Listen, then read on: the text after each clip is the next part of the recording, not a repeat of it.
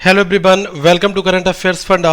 दोस्तों, आज हम एसबीआई पीओ 2018 का एक इंटरव्यू डिस्कस करेंगे। यहाँ पर बहुत सारे ऐसे पॉइंट हैं जो कि बैंकिंग से जुड़े हुए हैं, क्योंकि ये जो एस्पेरेंट हैं अल्टीमेटली एक बैंक में जॉब कर रहे थे और इन्होंने एसबीआई पीओ का एग्जाम दिया था, क्रैक किया था। तो यहाँ पर इनकी पूरी इंटरव्यू जर्नी को हम यहाँ पर डिस्कस करेंगे।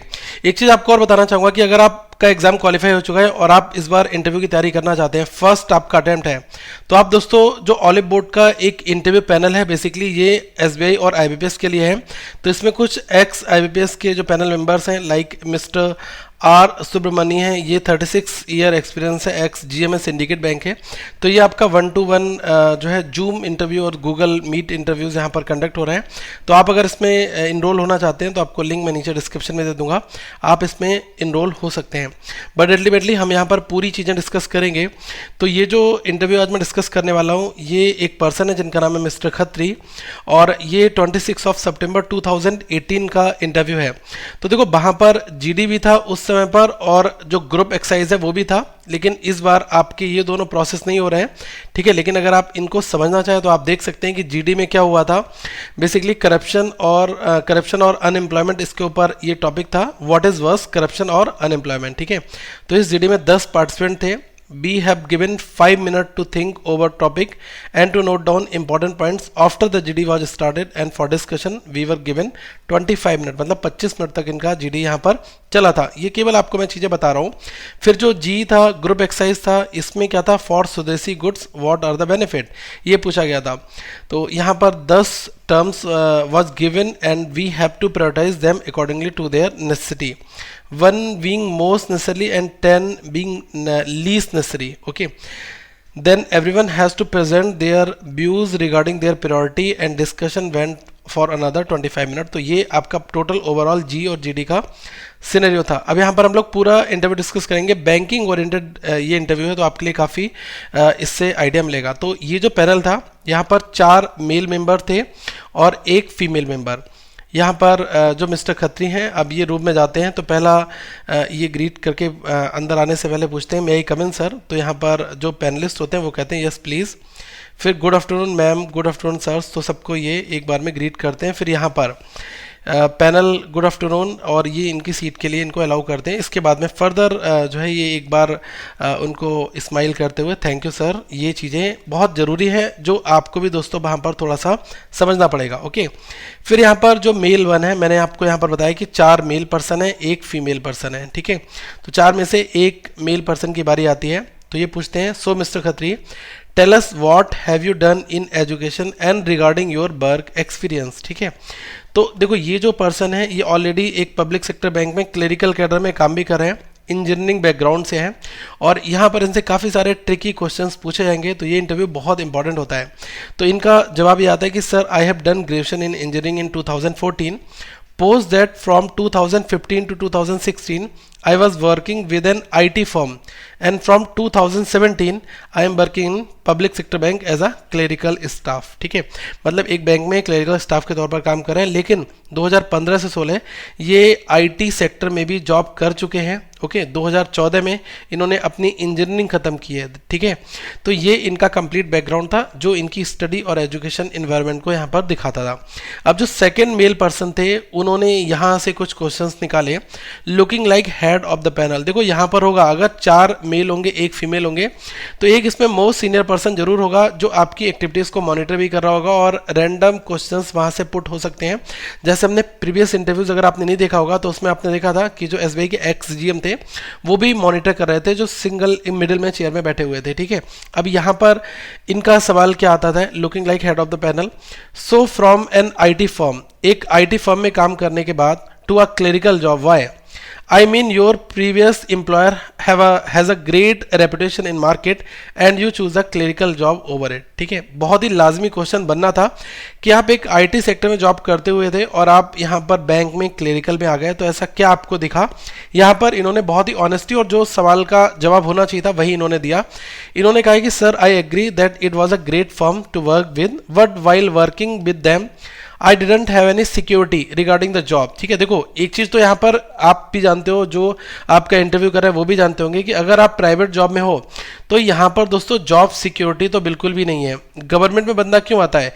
एक तो पहली चीज होती है जॉब सिक्योरिटी, ठीक है, प्लस वर्क इन्वायरमेंट होता है। तो भले ही चाहे सैलरी में काफ़ी डिफरेंस होता हो, ठीक है, लेकिन दोनों चीज़ों में ये रियलिटी है। तो यहाँ पर इन्होंने वही चीज़ कबूल की और इन्होंने लिखा है कि I didn't have any security regarding job and in IT firm we all know that layoffs are pretty frequent. Okay, I don't want that to happen with me. Choose to give genuine answer, as if I tried to fake it there will be more questions on that. तो इस चीज़ का बहुत आपको ध्यान रखना है कि जो बात है वो बात आप इनको बताओ। ठीक है, अगर आपको देखो ज़्यादातर लोग जो गवर्नमेंट सेक्टर में आते हैं, मोस्ट ऑफ द जो आंसर्स होंगे और जो रियलिटी होती है वो यही होती है कि यार प्राइवेट में जॉब सिक्योरिटी नहीं, कभी भी निकाला जा सकता है, हम गवर्नमेंट जॉब में जाएंगे, भले ही सैलरी यहाँ पर 25,000 फिक्स मिले लेकिन हमें करनी है गवर्नमेंट जॉब। ओके, तो ये आंसर यहाँ पर इनका है। ओके, अब इसके बाद एक जो मेल थर्ड पर्सन है, इन्होंने भी एक सवाल तुरंत दाग दिया इनके ऊपर। फिर यहाँ पर था कि so you have mention training in NPA in your biodata form. तो जो इनका बायोडाटा फॉर्म था उसमें इन्होंने मेंशन कर रखा था कि इन्होंने एनपीए में ट्रेनिंग कर रखी है। तो ये पूछा गया कि tell us what is NPA. ठीक है, तो आप बताओ कि एनपीए क्या होता है। इन्होंने बताया कि yes sir, when the borrower ceases to generate income from the bank for a period of 90 days और more it termed as a NPA. बहुत ही to be honest genuine definition यही है। ठीक है, कि ओवर 90 days पीरियड पर वो चीज़ एनपीए डिक्लेयर हो जाती है। ठीक है, अब यहाँ पर मेल 3 था, इन्होंने एक क्वेश्चन और उसी से मिलता जुलता लगाया कि have you heard anything about 12th Feb RBI circular. देखो अब यहाँ से आपको क्या चीज़ सोचने को मिल रही है, आप यहाँ से दोस्तों मॉनिटर क्या करोगे कि प्रीवियस 6 मंथ में जो आरबीआई की, चाहे वो बाई मंथली मॉनिटरी पॉलिसी का रिव्यू हुआ हो या आरबीआई ने कोई गाइडलाइन दिया हो, तो आपको वो चीज़ें भी पढ़कर जानी है। कभी कभी ऐसे डेट के साथ में जो इंटरव्यूअर बैठा हुआ है वो आपसे ये पूछ सकता है कि भाई 12 फरवरी की आरबीआई सर्कुलर में आप क्या समझते हैं, आपने वो चीज़ क्या पढ़ी थी, आपसे चीज़ें पूछी जा सकती हैं।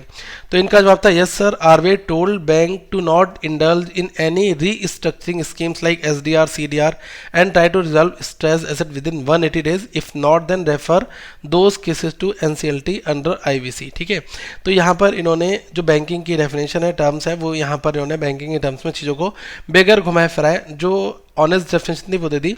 ऑब्वियसली जो मिस्टर खत्री हैं इनकी बैंकिंग काफ़ी स्ट्रांग है और इन्होंने अपने हिसाब से इस आंसर को दिया। फिर यहाँ पर अगला क्वेश्चन मेल 3 उन्होंने फिर पूछा कि what did NCLT do then. ठीक है, तो अब यहाँ पर इसी चीज़ से रिलेटेड था। कई बार ऐसा होता है कि आप जो डेफिनेशन देते हो अगर उसमें कोई टेक्निकल पॉइंट आएगा तो आप सोच कर चलना कि उस टेक्निकल पॉइंट के बारे में हमसे एग्जामिनर पूछ सकता है। तो यही चीज़ यहाँ पर हुई है। तो इन्होंने बताया कि NCLT further do proceeding under IVC code. तो यहाँ पर अब आगे और भी चीज़ें पूछी जानी थी। फिर मेल 3 ने कहा you said IVC there are 2 terms in it. देखो आईवीसी से क्वेश्चन बन गया, insolvency and bankruptcy, can you explain them. तो इसको इन्होंने एक्सप्लेन किया कि yes sir, insolvency means when a borrower declare that he is not able to pay its dues and when the insolvency is declared by law it term as a insolvency. ठीक है, तो ये चीज़ें यहाँ पर इन्होंने बताई। फिर जो मेल 3 था उन्होंने और भी क्वेश्चन पूछे, सबसे ज़्यादा मेल 3 नहीं लग रहा है क्वेश्चन यहाँ पर रेस किए हैं। फिर एक क्वेश्चन इनसे पूछा गया है कि what is your banks NPA, आप जिस बैंक में काम करते हैं उसका एनपीए कितना है।